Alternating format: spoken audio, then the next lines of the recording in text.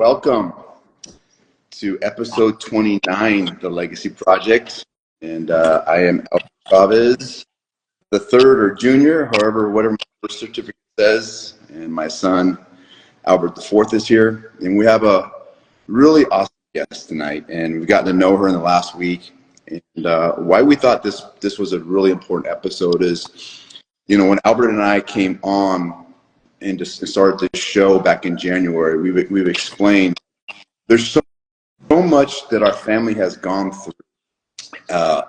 Not only myself, but my son, everybody in our family, and there was just a lot of chaos. There was just a lot of, let's say, mismanagement of emotions, of relationships, and sometimes you meet someone who I would say has figured it out in some sort, because the story that I found out about her is she's married to her sweetheart for many, many years, and she has kids, and she's, in my opinion, she's lived a full, fulfilling life as a mother, as a wife, and as a woman.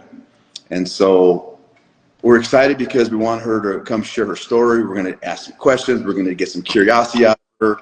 But I just want to thank Tenya Eickenberg for coming on our show today.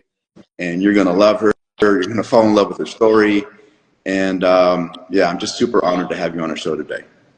Thank you very much for having me. I'm really excited to be here.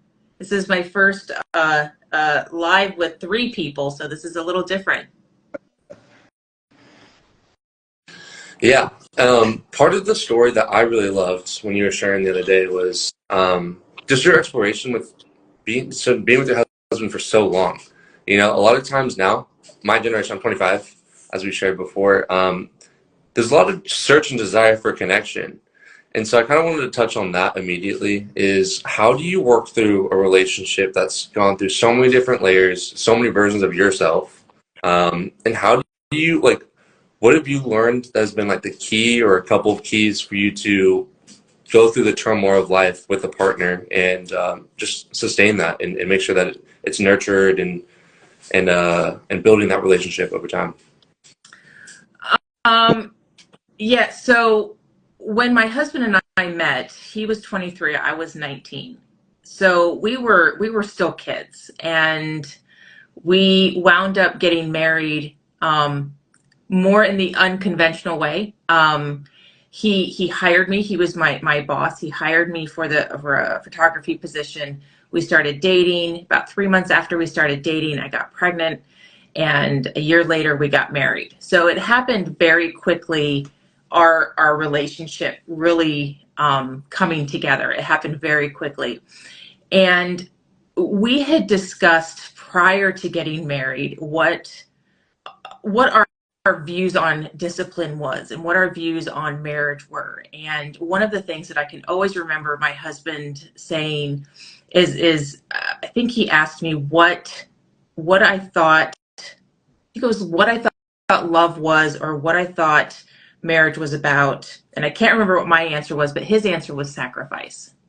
And he was willing to sacrifice so much for my love, for our marriage.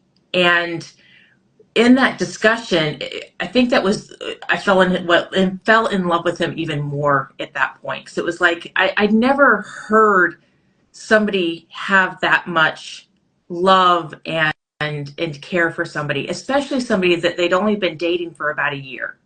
From the time that we met to the time we got married, it was maybe 15 or 16 months. So it really was not that long.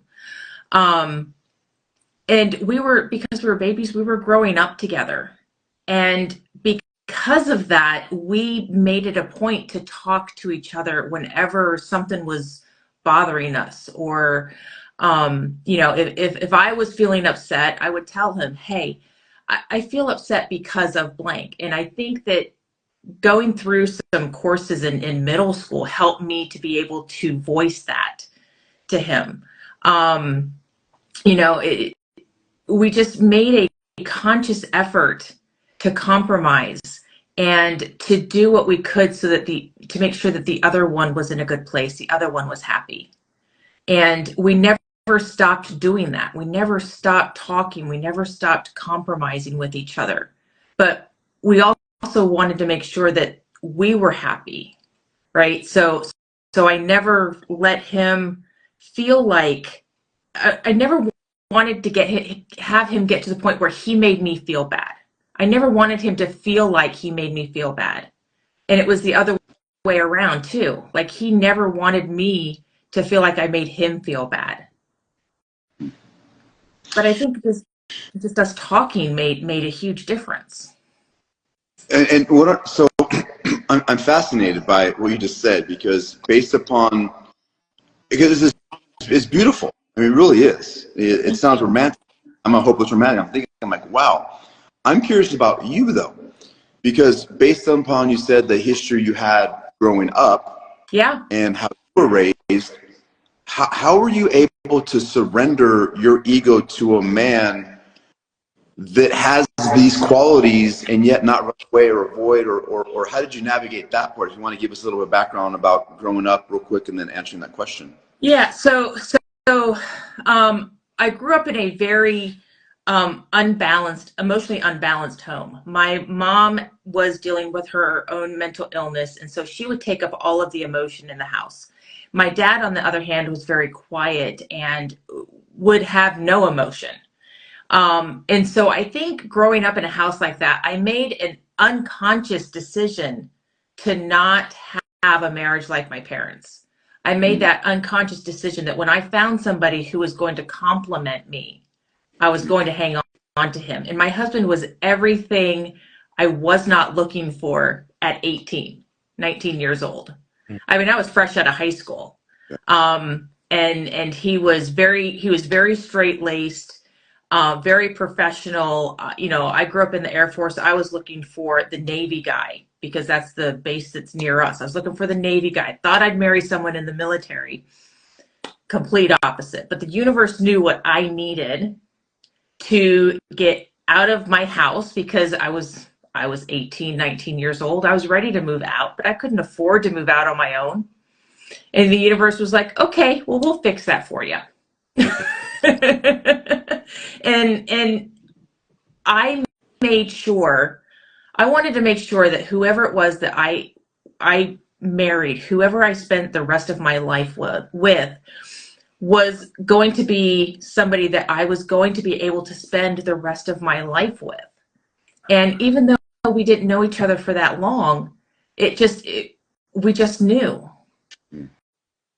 We just I mean, I can't explain it any more than I don't know. My husband says that, our relationship wouldn't be the way it is if you weren't who you were and I wasn't who I was.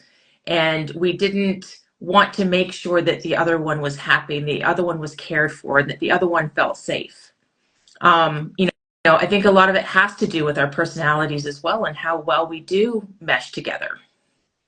So just a follow-up question on that. So did you find yourself falling back into patterns of childhood to where you did want to run away, shut down, or I know you mentioned people pleasing was part of your life. Did that come out during that process? It did, but I don't think it came out so much with my husband. I think it came out more when when my kids started getting older. It was more of I needed time away because I had 3 little kids. But my husband and I have always technically had kids. We have had kids our entire marriage. I mean, we got married 6 weeks after our oldest was born. Oh, wow. So we have had kids our entire marriage. We are now on the cusp of empty nesting. And I tell you what, we can't wait. My son is currently at his girlfriend's for the last 3 days, and this is just a taste of like what empty nesting is going to be like. I'm all for it. Like bring it on. Because I get to know him again. Yeah. I can get to know him as we can get to know each other as a couple. We've never had that. And I'm excited for that. I was excited to be a mom, but I'm excited for this too. Yeah, that's curious. That's curious to me because a lot of times, like, you don't know if you want to start and have kids young. You don't know if you want to start and do your career first and build that, right? And you just talked about how, like, that was a part of your relationship, is just like building that family that I'm not sure if that was a family that you always wanted to have and like going away from. Me and my dad have talked about in past, just because of our difference of growing up with our families and stuff like that. And I've noticed a lot of times we can build a life that we don't want to have. Excuse me. We want to build based off of things that we don't want to have, right? Based off of our previous upbringing, right? Was that a huge portion of you and your husband's relationship? He also grew up in a family that wasn't as nurturing, similar to what you grew up in. And did you guys have to talk about, like, what did a family dynamic look like so you could build that up for your kids down the line? Can you tell us a little bit about that?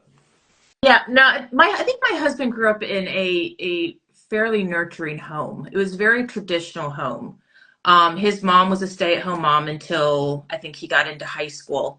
But very traditional. I do remember that I would always tell him, because my mom would always tell us, before we left the house, love you, have a good day. And so I would tell him, kiss him goodbye, tell him I loved him. When we got off the phone, tell him I loved him. That was hard for him to get used to, because his family didn't always say love you when they got off the phone or love you when they left the house. It just wasn't part. He just knew. But I wouldn't say, I think it was pretty well nurtured. What was the second part of the question?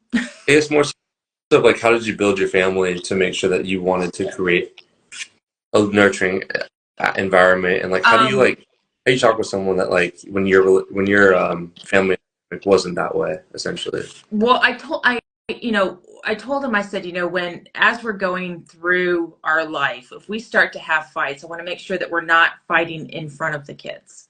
Like, I'm okay having discussions in front of them. But if it gets to the point where we are raising our voices over top of one another, or we're cutting each other off, we need to stop, take a breath, and say, okay, we're going to talk about this later. Because while I want my kids to see how you work through conversations, how you work through conflict, yelling is not how you get there.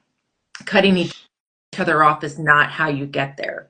And so I can remember probably 2 fights where we had to stop and say, okay, you know what, we're going to take this away, and we'll talk about this later. Over 28 years. So I think we did pretty well with that one. Although my son did say the other day that he didn't see me really get upset as they were growing up. So I think in an effort to protect them against what I grew up in, I pushed things down a little bit more than I probably should have, which would make sense as to why I had so much anxiety and depression, 4 years ago, and why I do what I do now. But I made that conscious effort. There isn't going to be fighting in front of the kids, because yelling and violence is not good for the kids, because that's what I grew up in. God, I'm so glad you brought that up. I'm literally having flashbacks, like, right now with my childhood, and even how Albert's mom and I, we didn't handle ourselves late in the marriage when we split up. And the right word is, I'm really admiring the awareness you had, not only for yourself, but for your family, for your kids, because it takes a lot of strength in restraining yourself and not wanting to blow up when something so triggering could happen, not knowing that that's our trigger. I'm wondering, I'm curious for you, like, is that something that you were cognizant with when you became a mom, or was it cognizant of being married? When did that happen, that awareness happen? I think when I found out I was pregnant. When I found out I was pregnant, I really, really thought about, how did I want to raise this baby? Because it was I was at that point, when I first started thinking about it, I hadn't even told, and this was like within hours of finding out I was pregnant. I hadn't even told my husband yet at that point that I was pregnant, but I had already started thinking about like, okay, how am I going to raise this baby? If I raise it on my own, how am I going to do this? And then when I finally told him, I was like, hey, look, this is what I grew up with, and I do not want our kids to grow up in that kind of environment. So, can we make this work without having all of that other stuff? Us starting out, getting pregnant, are we going to get married? Yes. Okay. But most of the time, these marriages don't last. How are we going to make sure that we last? Because I don't want our kids to come from a broken home either. Yeah. So it was a very heavy conversation, that first week of my pregnancy, of like, what are we going to do? Because I wanted to make sure that, hey, if we're going to get married, we're all in and we're going to make this work. And if, I even asked him, are you open to therapy? If it comes to that point where we're in our marriage and things are not working, are you open to therapy? I asked all those hard questions. Beautiful. Right, and that's got to be difficult to start off with too. It seems like it'd be put a lot of pressure to really make sure that you have that nurturing home that you are searching for and wanting to do it off the bat, because you don't really expect that to happen so soon too. When you are like just having fun, you're in that like lovey-dovey stage, Yeah. and yes, we are building towards this, but I wanted to have my life too a little bit. Did you always know that you wanted to be a young parent, like growing up? I think so. I think I wanted to, I think because I found it as being a way out. Um, when I look back, uh, you know, I can say that, my upbringing wasn't all that bad compared to other people. So there are a lot of people who have worse upbringings than I did when I look at it from a different perspective. But growing up in it, I didn't want to stay. After graduation, I was hoping to go off to college, and that didn't work out. I think I was just like, whatever's going to get me out of the house, whatever's going to get me on my own and start my own life is what I was looking for. And we didn't take precautions. I mean, it's just how it happened. But I think once I became pregnant, I was all in, and you know what? We're gonna raise this baby, and she'll be 28 next week. And like, it's crazy. So you I'm going to kind of go right for it here. So you were a young mom. Yep. For all viewers and young people out there, tell us, if you could, just the mindset of being a young mom, whatever that means, right? Whatever young mom means. How were you able to, wrong way, what was the best part of being a mom at a relatively young age? When I look back on it now, it's one, being able to keep up with my kids. I can't. I have seen 47-year-old women having babies, and I'm just like, y'all are crazy. Yeah. Crazy. Growing up a little bit with my kids, because I mean, I have told my daughter this, and I'm not sure if she's watching or if she'll see this, but I have told her I was not ready to be a mom when I had her. I thought I was. When I was pregnant, I was like all for it. Like, I was all into it. But as soon as she came and I was left alone with her, I was like, I don't know what I'm doing. I am not ready to be a mom. I had migraines. I was like, it was horrible. It took me about 6 months to be okay with being a mom. And every day every day I was a new mom. When she turned 8 months old, I had never been a mom of an 8-month-old before. Right? I've never been a mom of a 28-year-old. How am I still going to be able to handle this when she's 28 years old? I grew up a lot. She helped me to grow up more than I thought I needed to. I thought I was mature at 19 years old. She taught me differently. but I cannot. I'm so glad I had them young. Um, my twins are 24. They're about 3.5 years apart, and we questioned whether we should have kids have the second kid, which was another surprise because we were trying to get one and we got two. But we we even questioned, do we wait until she's in school? Like at that point, I was 23, and it just we're like, no, I don't want them that far apart. And so yeah, and so then we had the twins, and I was 23, he was 26, 27, and that was our family. Yeah, I wanted to touch back. One of the viewers asked specifically about like anger and just this might be a good topic on what the difference is. He asked something like, "Does protecting your children from seeing anger and dispute rob them from the opportunity of learning how to deal with that anger in said disputes?" So that's an interesting topic just to think about in general on what the difference between conflict is versus anger, and maybe exploring the emotion of anger too. Right. So I can tell you what my perception of anger when I was 19 years old was screaming, yelling, and throwing things. That is not what I wanted my kids to learn. My perception of disputes was calm discussions. Even if we disagreed, it was just a calm discussion, because you can have discussions without yelling and screaming and throwing things. Right. You can have discussions without having to get up and walk away. Yeah, that's a great point. You know, as you're saying that, I just remember my life, not just in my own house growing up, but every relative I had, everybody yelled and screamed and threw. Everybody got drunk. There was always violence. And so I remember when I became a young father, I will tell you selfishly, the more that I raised my voice, my ego got bigger and bigger and bigger because I got my way like I was a little boy. I was a little baby boy.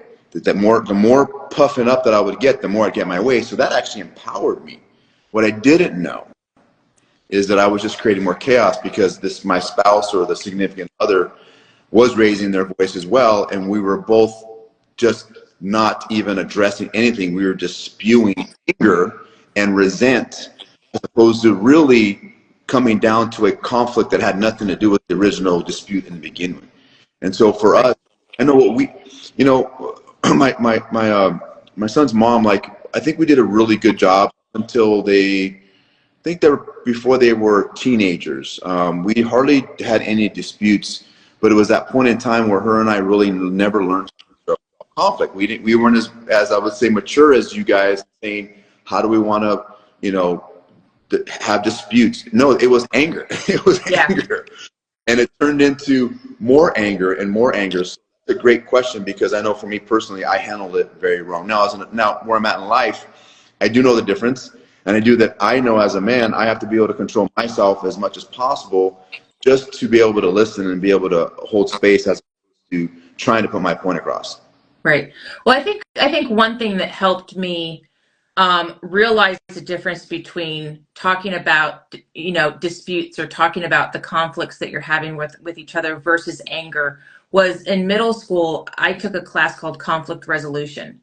And so that class taught me how to have discussions without getting angry. I mean, you can get mad, but to me, anger was and just, it was ugly. Yeah, right. And I can tell you that from what I can remember, my kids might tell you differently, but from what I can remember, even us and our kids didn't have angry yelling fights. I never had the "I hate you, mom," and my husband never had the "I hate you, dad." Yeah. Because we took the time to listen to what it was that was going on. Now, there were times when we were like, no, this is what we said, this is what you need to do. And we would stand our ground. And I'm sure there were times when we did yell, like get up to your room and that kind of stuff. I'm not saying there wasn't yelling, but it wasn't anger. Yeah. It wasn't what I grew up with, because I did not want my kids to have to go through what I went through. Love it. And you want to make sure that they have a voice too. Yes. I think that's the weird balance that we're going with, is the overcorrection of not having any conflict. And so the kids still don't even know what that voice is if they overpower the parent too, right?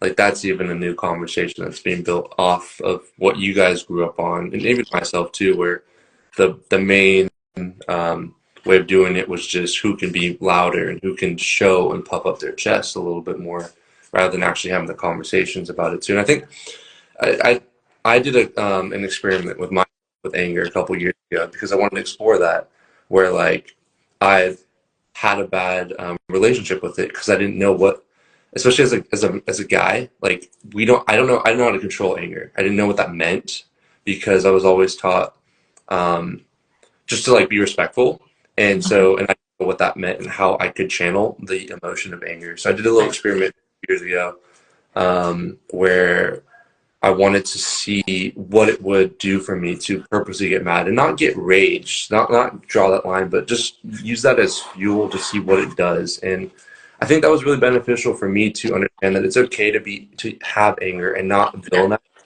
per se, Right. but understand what it can do if you let it abuse you. And so I think this is something that we need to talk about and address, is especially as a guy, you need to understand what that control mechanism is, because anger fuels me sometimes. It helps me, push me, and motivate me when I'm at the gym, when there's something I'm not happy about too. Like there's a reason why you feel that, right? And so just neutralizing it has allowed me to feel not myself, and almost go back to those people pleasing tendencies of like, hey, I don't feel well here. So I think even talking about like what the difference of just having the conflict and addressing the anger is another conversation too. That's a lot for me personally, to feel like I can be more open with other people too. Right. So I had a question too. Sarah asked specifically about your family and getting pregnant. Well, actually, I personally have a question.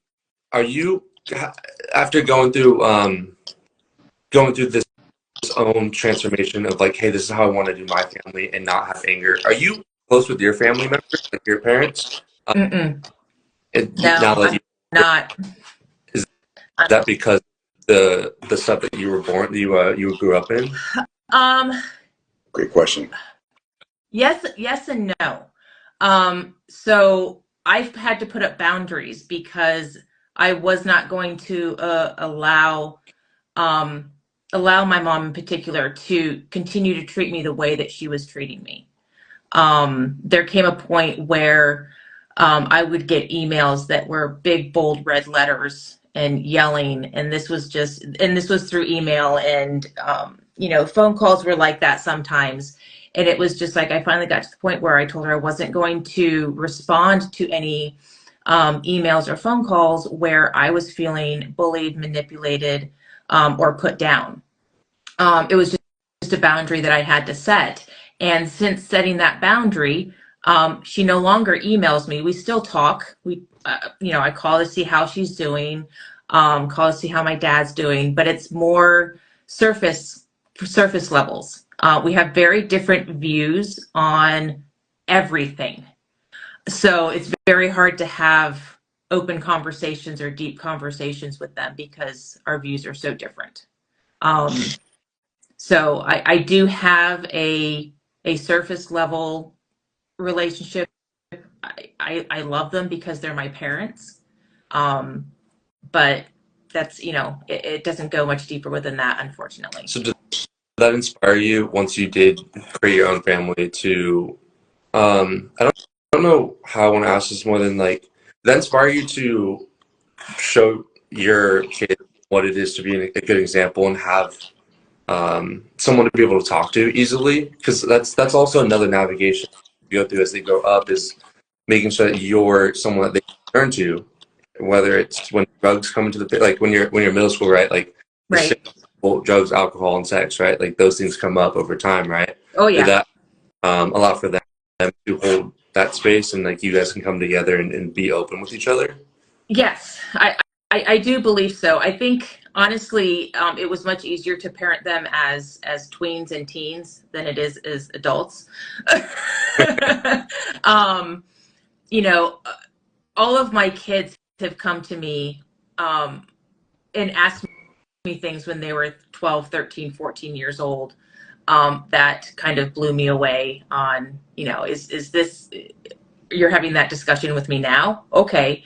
It was kind of one of those things. And then, as it got into the other things, we gave them a pass on their first mess up, because they're going to experiment. I experimented, my husband experimented. The more that you fight them, the more they're going to go out and do it, because that's what I did. And so they'd get that pass, right? If they got drunk, they'd get that pass. This is your one pass. You do it again, you're going to get grounded. Yeah, love it. And they did it again, they got grounded. But you know what? They knew what the consequences were going to be. And they took their consequences, which bugged me a little bit that it didn't bother them so much to get into trouble. But they were like, okay, you told me this was going to happen. So, okay. And they did their time. They learned their lesson. I mean, they're all adults now and they have their own lives and they're going to do other things. But I wanted them to know that if you screw up, it's okay to come home and tell us. Like, you're not going to get in as much trouble as you think you're going to get into. Yeah, I'm just fascinated, Tenya. This, like, the maturity that you had as a parent, as a mom, both of you and your husband.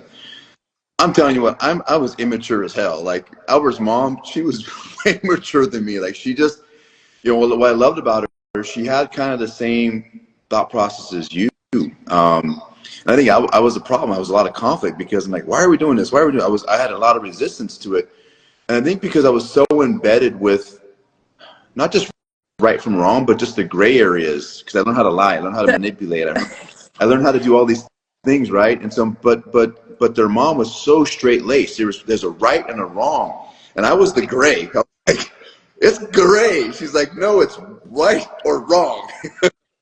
And so her and I was more gray. I was more gray, and my husband was more right or wrong. And somehow he allowed me to kind of navigate those things.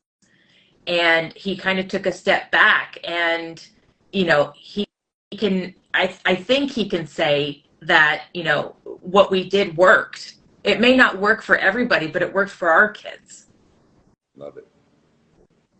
Yeah, and that's what I noticed too. Is with my parents is I learned very quickly on what I could get away with too, and what I didn't. Oh yeah. I think that's what they really helped me on too. Is I was the straight and narrow kid too, but also understood like this is what I need to do to not just survive, but more of like what I can do to set myself up for success. Because they allowed for a lot of just like, hey, just let us know where you're at. Let us know what we're doing, and we'll make sure to support you and take care of you as much as we can right now. And so I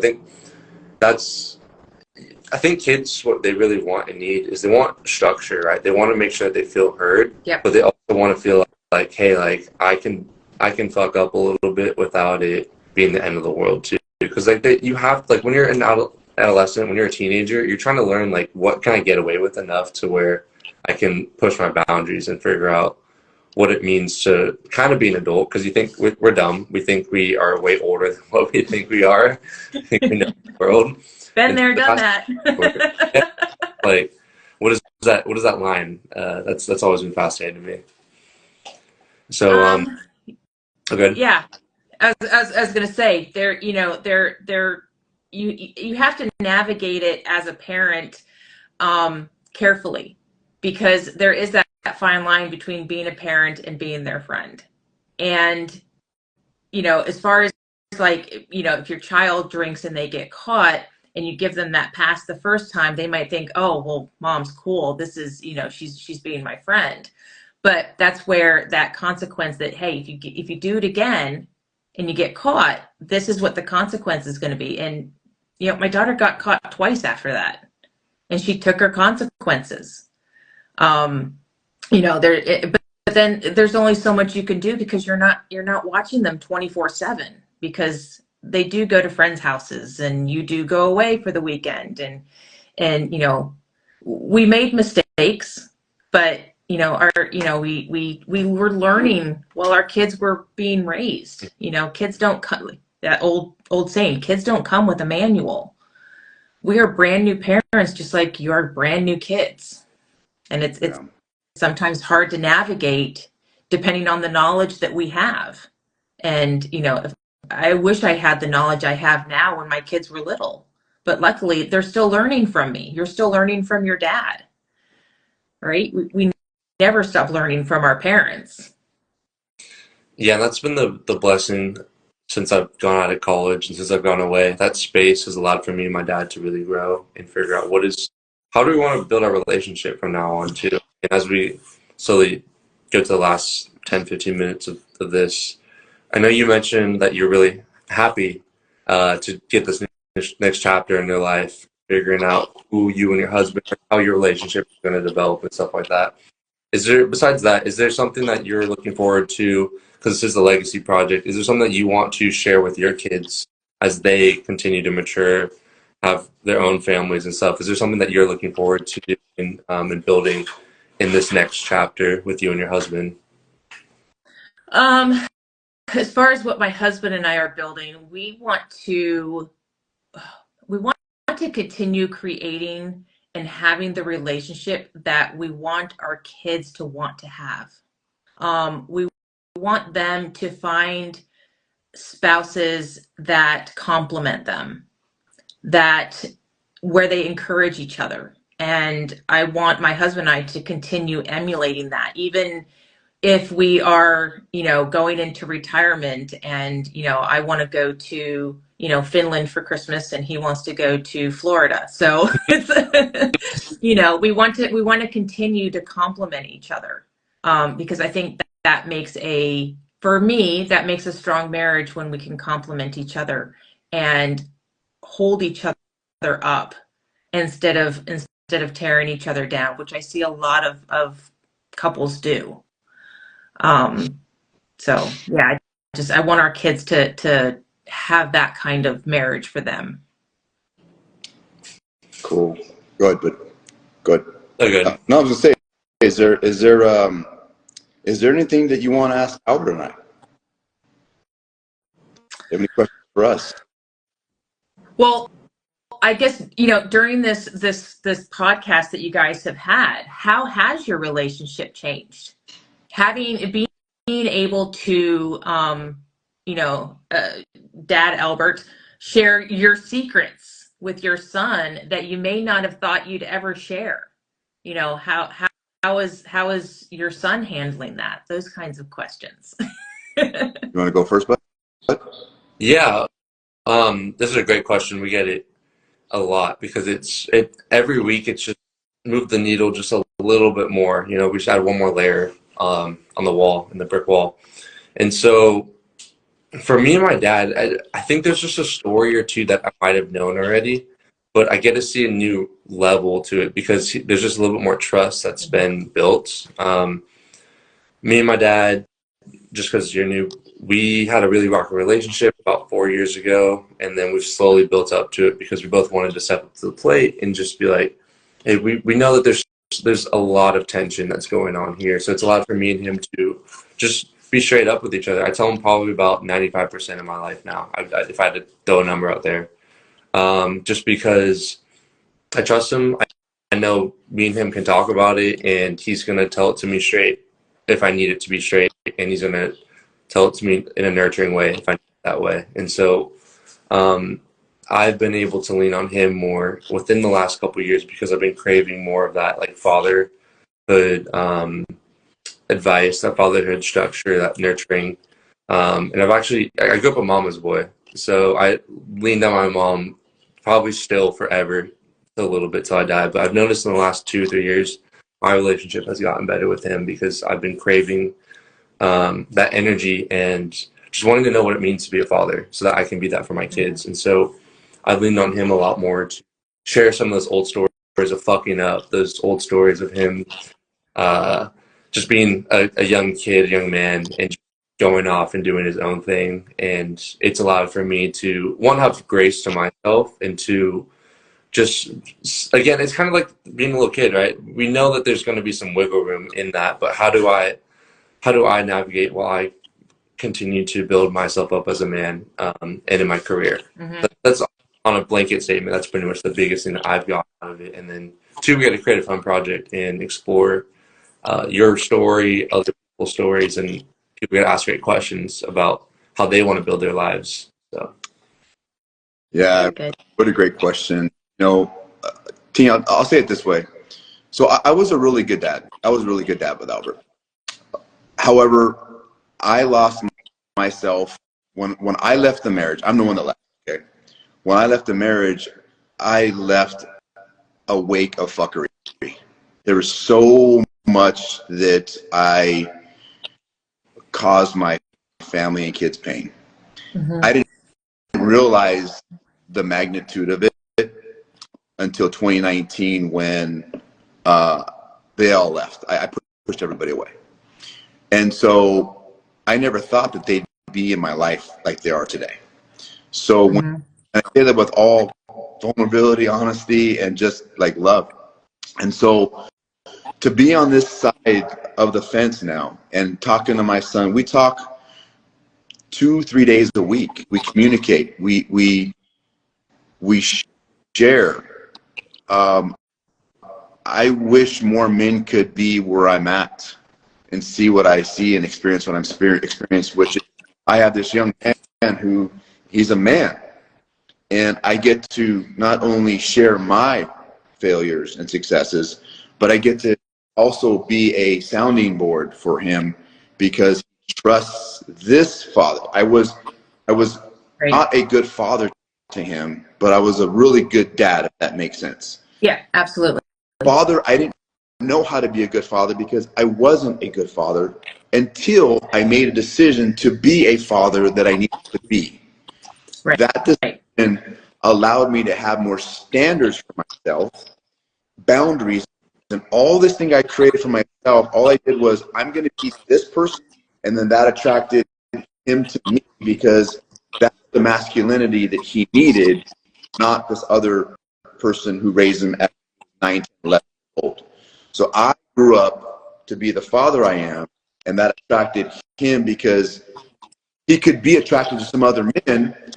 I just proved to myself and to him that I can be that person without asking for any forgiveness or this or that. Mm-hmm. It's been an amazing experience, and I have so much love and respect, as you can tell, and I'm honored to be honest because, again, I never thought that we'd be in this position 4.5, 5 years ago. There's just no fucking way. Right. Yeah, that's wonderful. I think that's great. I wish there are a few fathers I wish that would get that awareness.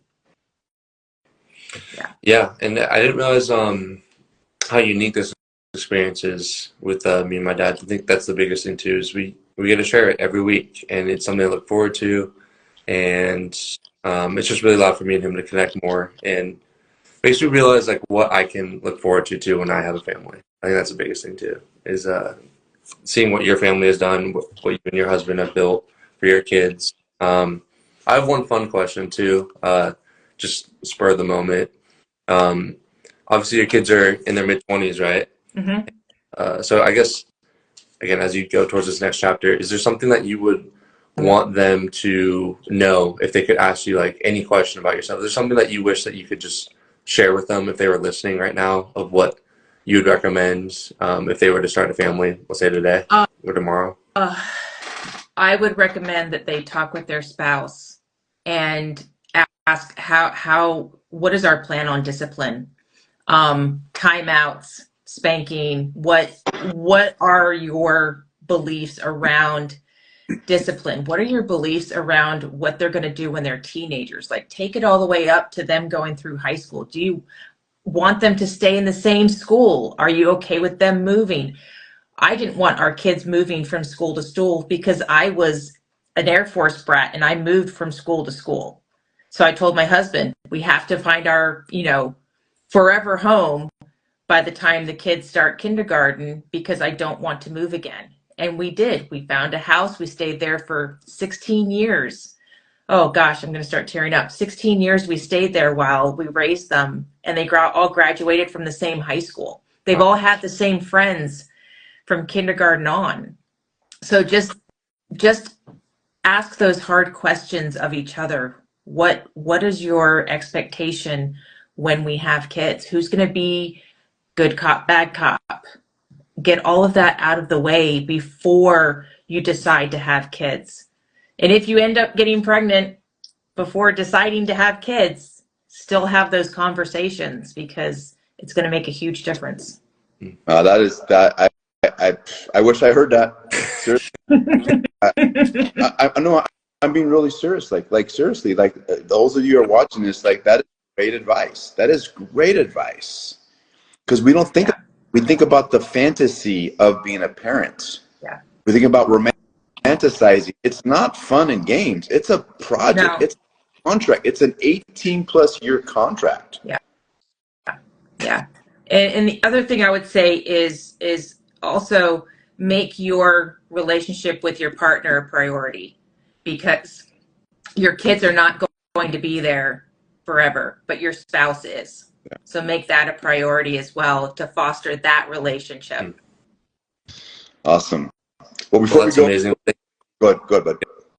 Yeah, I was gonna say thank you, Tenya, for taking some time out of your day. I know it's late for you there too, so good Z's tonight. And yeah, it's just an honor. More and more we get to share what it really means to hold space for your family, what it means to show up every day, and then as you go into this next chapter in your guys' relationship too. I just wish the best of luck to y'all, and we appreciate you just sharing your story. Thank you so much for having me. I really appreciate it. This has been fun.